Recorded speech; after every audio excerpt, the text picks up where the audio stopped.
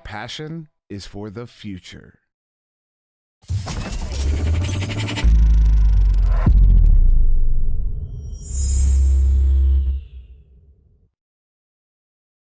What's going on, everybody? My name's Unsound. I'm here with Rox, Titan, and Rosie from Ace, a team competing in this upcoming Challenger Cup. How's your guys' day been? Pretty good. Doing pretty good. It's nice. My day's been pretty good too. Nice. All right, cool. Yeah, we're just gonna hop right into it. So you guys are on Ace with Dash and Saluna, obviously competing in CC with teams like Bite87 and Click, and then Kango coming from the Master Tier. So my first question is, this team is comprised of very high-level Master players. Obviously, all four of you are extremely established, and then we have Jiggy coming off in the sub-roster. My question is, what inspired Ace to happen? Because, we've seen you guys at LANs or the two Redshift LANs, and, just other side tournaments and stuff. So we knew this team was like a thing, but what inspired you and Dash to have left Ignite, and then Rosie and Saluna to have come together and made Ace? Right. Well, I mean, Rosie and Slynn have been playing together for most of their comp careers, like starting back on Synapse in what is that, season 2 or something? I think it was season 3. Season 3, whatever it was. But yeah, so we've been playing together for a while. Me, Rosie, and Saluna were played on the original Ace roster with Game in a VRPL back in the summer. Then that kind of went through until fall. We Rosie, Saluna, and Game stayed together for the Nutbit series. Those three were still together. Then we brought in Dash and brought me back on for the Redshift LAN. And so we've kind of just been playing together for a while. Like some combination of 3 out of 4 of those players have always just kind of been together in some shape or form in some league. And eventually season 5 was around the corner, and Rosie and Saluna hit me up asking to see if we could run it again for the VRML. And Dash was a pretty obvious fourth choice. Yeah, and Rosie, do you have any thoughts on that? Or saying, sorry. No, I think we just all knew that it would work really well, and we're all excited to be playing with each other because we're all really good friends. So. Yeah, that's obviously super hype. We've seen you, Saluna, and Game on the Orlando Cyclones in the NEPA series, and obviously winning the series with that. So yeah, we saw you guys play at the most recent Redshift LAN. What place did you guys end up taking in that? Third. Got third. Gotcha, nice. And then from my understanding, from what I remembered, the Ignite game was relatively close. It was a good game. And during that, I was too busy trying not to get my shit rocked by rocks. Anyways, yeah, I walked by him and he's like, he yells, he's like, "There's somebody walking around me, I swear to God, I'm gonna knock him out." I was like, okay, let me stand further away from you. Just and then Saluna did like a windmill, and I almost got uppercutted by that. That was scary. Anyways, so going into our CC questions, you guys are competing with mainly the favorites of this being Click and Bite87. So you guys have played against Bite87. It was a close game. First round obviously being taken into overtime, and then 87 had taken the win. But that being that, and I believe it was Tensor is the other team you guys have lost to this season. No, we lost to AE. It's like Ash or something. You pronounce it? I don't know. Yeah, but I mean that doesn't matter. Obviously, you guys are still in CC. You're still 12th place or 10th. Yeah, no, 11th. 11th in the ladder. So I'm sorry, I missed 10 teams being in Master. It's weird. Anyways, so you guys are still 11th. And then like I said, Click and Bite87 are the two favorites for you guys going into the tournament. So, and then we have Kango coming from Master. So my question is, what do you know about Bite and Click's playstyle, and then also Kango, who you all have competed against a bunch, likes of Leverage and Kaznaz, that is. So yeah, what do you guys think about your competition going into the tournament? I mean, we haven't played Click in League, so obviously things are a little bit different going from scrims to matches. But as far as our scrim results go, they're not the team I'm most worried about. I think we've got a pretty solid lock on Click as long as we play our game. Obviously, things are, I don't know if this is something you know or not, but Saluna's not going to be there for CC, so we're playing with Jiggy. So it's going to obviously make things a little bit different. But the only teams I'm mainly worried about are the teams we've lost to before, that being 87 and I think A's also they're coming in like one of the lower seeds still, but they'll be there as well, I think. And those are the two teams I'm mainly worried about because we scrim with master teams pretty frequently, and so Kang isn't like some new unknown, and obviously Click, well, we haven't played them yet, so there's not really much to we don't know for sure how things will go in matches, but I'm feeling pretty confident with them. Yeah. So obviously Kango, this is, they've been on top since ESL season 2. They've always been a top 3 team. So this is definitely a different setting for them going into CC. It's something we haven't seen from them, and I'm excited to see how players like that play in that setting. So Rosie, what are your thoughts on the competition you're going against? I think playing against these teams is definitely out of our comfort zone, just because we're so used to playing against other players. So we haven't really, I think before this we hadn't really played competitively against players like the players on 87. We've kind of only played them in privates or stuff like that. So it was a challenge facing them in comp because it was different. It was something that we weren't used to. But I think now that we have some practice and we've been scrimming more diamond teams, I'm much more confident than I was going into the other matches. Yeah, I had so I've done the interviews with all the other teams, and I did one with Zen, where Glean said, all of you, like I had mentioned earlier, you guys are so highly established master players, and you've all taken a part in changing the meta of competitive Echo Arena, that it would be more comfortable going against master teams than diamond teams, for example. So what are your thoughts on that? Do you think your play is gonna increase or change in skill when you get into master team? I think there's definitely a slight difference that goes from diamond to master. There always will be, but at the same time, the top of the ladder at diamond is if the teams that are the favorites to win the Challenger Cup. Not just us, but also 87's got Swagor, and I believe I forget the rest of the numbers. I'll be honest, but I think they have at least. There's players there who've also been in Master Tier before. Click has got Callan and Will and Link and Chuck, who again it's been a couple seasons for them, but they were on Wrath. They've been Master before. So it's been it's almost to the point where Master's a little bit bleeding into the top of the ladder just by the nature of forming new teams and stuff. So it's definitely been a different play style, but it hasn't been too terrible in my opinion. Yeah, so I think, obviously everybody's, these top 3 teams, you, Byte, and Click, they're obviously gonna skill wise and play style wise change, slightly depending on who, obviously, but they're going to change slightly depending on whether they're in Master or Diamond. Obviously, that just comes with pace of the game and how Master is played relative to Diamond. So, Rosie, what are your thoughts on if you get into Master, how your playstyle is going to change? I don't actually think it'll change that much. I think we'll continue doing what we're doing. But yeah, I don't know. Sorry. Oh, good. I think we'll play relatively the same. I think it'll force us to become a little bit faster. But I think once we're back with Soluna, it'll be really, really good. And I know that we have a lot of potential on this team that we haven't even come close to getting yet. So. Yeah, I agree. I think, obviously, as you guys progress in the ladder, teams just get better. That's how it works. So I'm excited to see if you guys get into Master, how that plays out, along with the other teams as well. So you guys had mentioned not playing with Soluna, that she's not going to be in CC, and playing with Jiggy. How drastically do you think that's going to affect your outcome? Well, I think Soluna's got such a unique playstyle. She's obviously since basically her beginning of her career as a player, she's been one of the best shots in the game, and that's something you can't really replace. But a lot of our playstyle revolves around the double chain and those fast stacks, and that's something that Jiggy is really, really good at.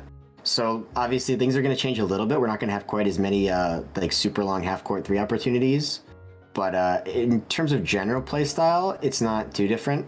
So I'm feeling obviously it's going to be a little bit different. We haven't been playing like I said, Ace hasn't just been building chem from the start of the VRML season. We've been building chem for close to a year now.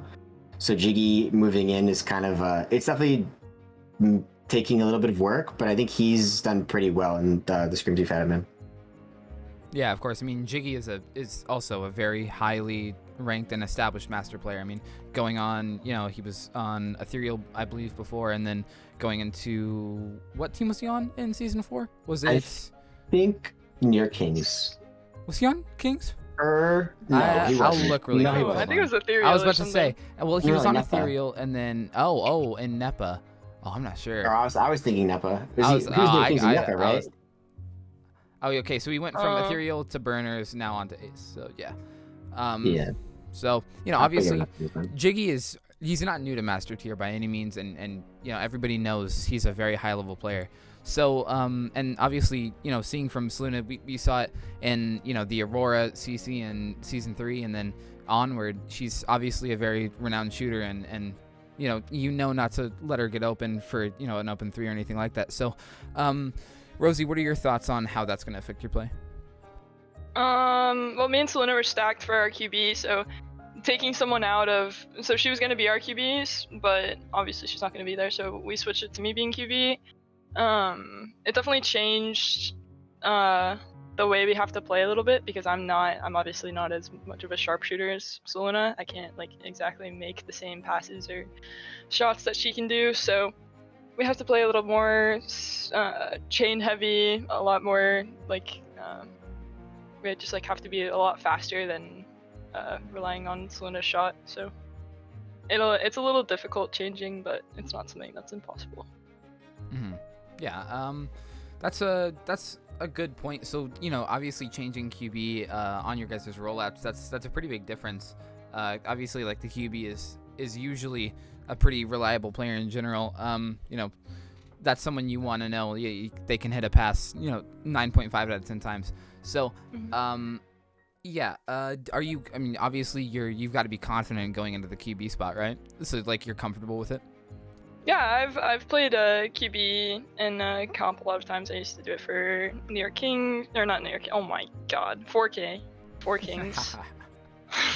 Same thing. Same difference. Yeah, but I used to QB for 4 Kings, so it shouldn't be.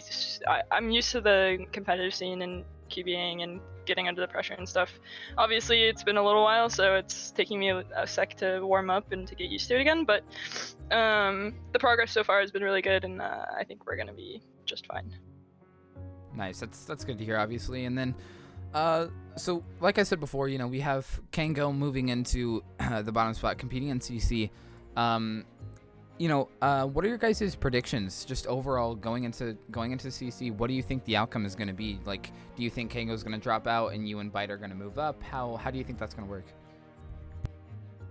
I think it depends a lot on the bracket, which isn't out yet officially. I've got a pretty decent idea of what it'll look like. I think I'm pretty confident in our ability to at least take our first 2 matches, which includes Kang. But I don't know. We haven't actually scrimmed Kang, so that might be me being cocky. So we'll see if I get those words. But I think in general, just based on results versus the other master teams we scrimmed, we'll probably be okay. The other teams, again, I think the only 2 teams I'm really worried about, the teams who've beat us before. But I'm not feeling. I think both of those losses were on us. I don't want to give too much credit to the teams. I feel like we lost those games because we did something wrong, and then we can fix it. And I believe that we have the ability to fix it. Yeah, it's always good to hear when you can avoid a loss, and especially recognize that you did this and that's why you guys lost. That's a very big thing to have and utilize. And then Rosie, what are your expectations for Master or CC? Sorry. It'll definitely be difficult. It's not going to be easy. I think our biggest problem is going to be underestimating or overestimating players, just because at least that's my own issue, is I either underestimate someone a lot and then I get caught off guard. But I think having the experience in Diamond now, I'm kind of learned the players. I don't know. Yeah. Yeah.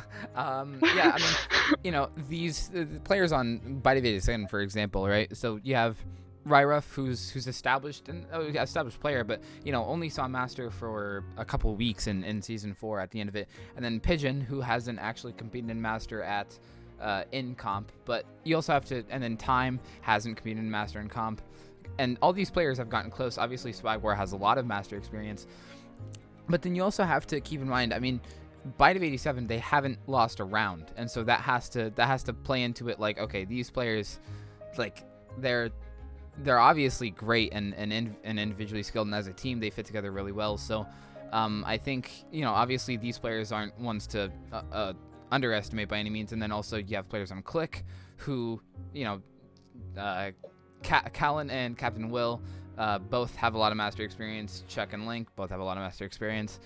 So what I'm getting at is none of these players are ones to underestimate, and they've all proved their skill time and time again. So I don't really, me personally, I don't see anybody who really deserves to be overestimated or underestimated, Yeah, I agree. I mean, a lot of players, like, there's a lot of big names going in the CC. I think that's just the nature of the first CC of the season in general. It's just kind of been how it's been in the past as well. I do think, like you said, Bite hasn't lost a round yet. I think that obviously that's definitely a little bit daunting, but it also does mean that they don't have experience losing. And so I think hopefully if we can manage to get around one off of them, then or any team really, if any team can manage to pull around one off of them, they're definitely going to be caught in a spot where they've never been before. And I think that'll be the really telling moment where you see how good they are when they get put under pressure like that. For sure, taking advantage of their mental and putting them in a situation where they aren't familiar with anymore is definitely a tool. If you can get advantage of, definitely utilize at any cost, obviously. But yeah, putting a team like that into that kind of position is a huge thing. And yeah, hopefully if I'm you guys, or if anybody is you guys, that's definitely what you want to do is put them in an unfamiliar situation. But then. Yeah, my last question here is, what's if you do get into Master, where do you want to be by the end of the season, and what do you expect to be by the end of the season? Competing against these higher level teams. I think if we make it into Master, I'm expecting by the end of the season, somewhere a little bit higher. I wouldn't expect us to be anywhere in like bottom 3. I would expect us to be at least like top 5 or top 6. Yeah. Click. Oh, sorry. Go ahead, Rox. No. Yeah, I think that's pretty realistic. I think if we make it in the Master, I think we won't have too much trouble staying out of the CC for future cycles. But and then hopefully the goal by the end of the season, at least my goal, is to at least get to top half, get to top 5. I think that's totally something that's within our power. Obviously, pushing for a championships may be a bit ambitious, because Ignite and Instinct have both been looking really insane this season. But I think beyond those two, I think we've got a pretty decent chance of taking rounds and games off of the rest of those teams. Yeah, I mean, obviously, yeah, like what we talked about before, all 4 of you, very highly accomplished and established Master players. And so going into Master, obviously I think everybody's excited to see how you guys and if these other teams get in, how they do. Click had mentioned before that if they do get in, staying out of CC is something big that you want to prioritize, staying out of that like bottom 2 spot. So, my question is, obviously, nobody wants to be in CC. Nobody wants to have the chance of getting knocked out. And nobody expects that too, right? So, like, nobody in Master expects to be bottom 2 and go into CC. So, like, I don't think that's a realistic possibility for players like you guys and any player in Master. So getting into CC is a yikes for sure. You want to stay out of that bottom 2. So yeah, with that, do you guys have any final remarks to say? I think I'm pretty good. I guess just good luck to everybody else. And hopefully we come back with the dub in the master spot. Yeah. I'm just hoping for some good games and to have a lot of fun.